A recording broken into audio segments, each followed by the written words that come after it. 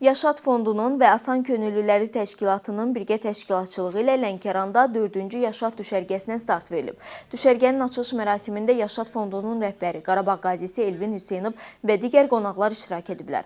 Onlar uşaqlara düşərgə müddətində həyata keçiriləcək təşəbbüslər barədə məlumat verib və uğurlar arzulayıblar. Bildirilib ki, ümumilikdə 500-dən çox şəhid övladını əhatə edəcək 7 düşərgənin həyata keçirilməsi nəzərdə tutulur.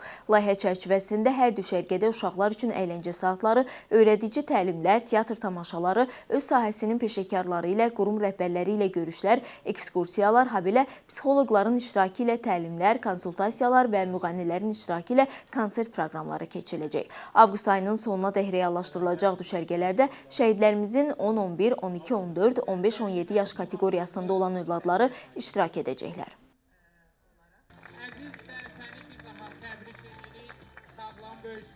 Biz bu düşərgəni yay fəslində keçirdirik. Uşaqlarımızın, şəhidlərimizin bizə əmanət olan övladlarının yay tətilinin səmərəli keçirilməsi məqsədi ilə və bu düşərgədə əvvəlki düşərgələr kimi daha rəngarəng, daha zəngin proqramla əhatə olunub və uşaqların asudə vaxtlarının səmərəli keçirilməsi məqsədi ilə eyni zamanda vurğulamaq yerinə düşər ki, məhz bu düşərgədə biz 500-dən artıq şəhid övladının iştirakını gözləyirik və düşərgə 7 həftə boyunca davam edəcək.